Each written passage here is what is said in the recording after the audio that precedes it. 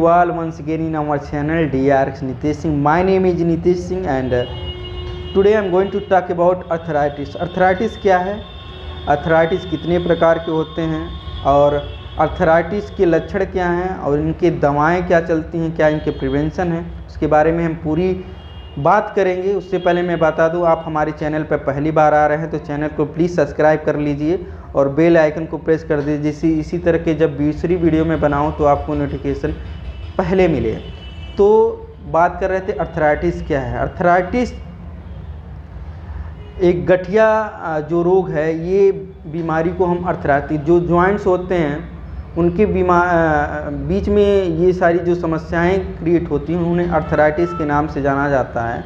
और इसके कई प्रकार होते हैं, लेकिन जो सबसे दो कॉमन इसका प्रकार हैं, जो टाइप हैं, वो दो सबसे कॉमन मैं बारे में बताऊंगा। पहला है रीमोटाइड अर्थराइटिस। रीमोटाइड अर्थराइटिस एक ऑटो इम्यून डिजीज़ है, जहां हमारी प्रतिरोधी क्षमता खुद उसको डिग्रेडेट करना स्टार्ट करते हैं, क्योंकि बहुत ज़्यादा इसका काम बढ़ जाता है।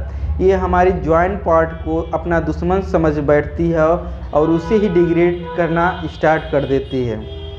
इसको लगता है कि ये हमारी बॉडी पार्ट का हिस्सा नहीं है, ये बाहरी हिस्सा है, इसलिए उसको डिग्रेडेट करना स्टार्ट करते, इसीलिए इसे ऑटो इम्यून डिजीज बोला जाता है।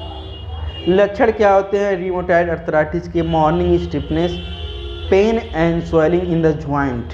ये सारी जो समस्याएं हैं जो वो फेस करते हैं रीमोटाइड अर्थराइटिस में। ये खास करके होता है इनहेरिटेड सफरिंग की वजह से। अगर आपके परिवार में किसी को भी अर्थराइटिस रहा होगा तो मोस्ट ऑफ द चांस है कि आपको भी अर्थराइटिस हो सकता है। ये आनुवांशिक रूप में आगे बढ़ता है।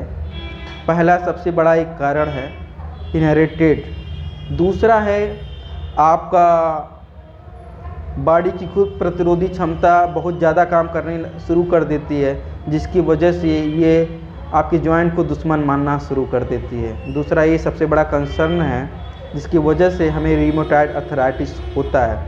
अब इसे हम किस मेडिसिन से सही कर सकते हैं, लेकिन मैं आपको सबसे बड़ा कड़वा सत्य बता दूं कि रीमोटाइड अर्थराइटिस का कोई कंप्लीट क्योर नहीं है। इसे आप जड़ से ख़त्म नहीं कर सकते। आप इसको दवाओं से प्रिवेंट यानी रोकथाम कर सकते हैं, इसके प्रिवेंटिव मेडिकेशन ले सकते हैं, लेकिन आप इसे जड़ से ख़त्म नहीं कर सकते हैं। तो प्रिवेंटिव मेडिकेशन में आप अमीनो सप्रेसेंट मेडिसिन लेते हैं, जो इम्यून सिस्टम को थोड़ा कम करता है जॉइंट में, जिसकी वजह से वहाँ पे जो कार्टिलेज का फॉर्मेशन बढ़ जाता है। दूसरा है आप पेन किलर्स लेते हैं, कैल्शियम के सप्लीमेंट्स लेते हैं और कार्टिलेज मैन्युफैक्चरिंग जो को बढ़ा देता है हमारी बॉडी फिजियोलॉजी में, जैसे ग्लूकोसामिन, विटामिन सी, उससे रिलेटेड सप्लीमेशन लेते हैं। दूसरा अर्थराइटिस का जो प्रकार है ऑस्टियोआर्थराइटिस है।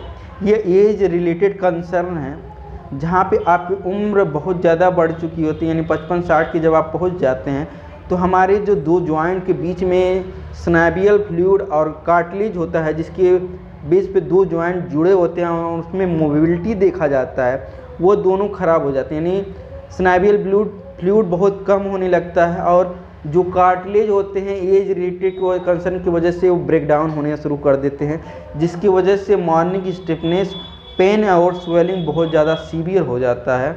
इस केस में आप कार्टिलेज में रिलेटेड मेडिसिन के सप्लीमेशन लेते हैं, जिससे कार्टिलेज का फॉर्मेशन जॉइंट में बढ़ता है, जैसे विटामिन सी, ग्लूकोसामिन, पेप्टाइड्स जो होते हैं, ये कार्टिलेज फॉर्मेशन को बढ़ाते हैं।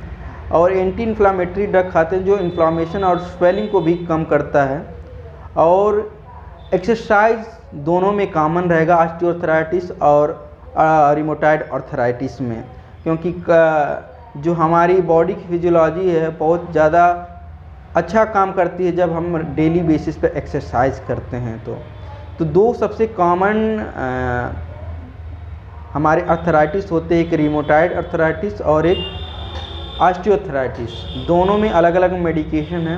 तो इतने प्रकार की सबसे ज़्यादा कंसर्न देखने को मिलते हैं गठिया रोगों में। अगर इससे रिलेटेड कोई भी जानकारी आपको और चाहिए, इसके मेडिकेशन के बारे में, इसके और सब टाइप के बारे में, तो प्लीज़ कमेंट करके बताइए, उससे रिलेटेड मैं वीडियो ज़रूर बनाऊंगा। अभी के लिए बस इतना ही। आपका दिन शुभ हो। धन्यवाद।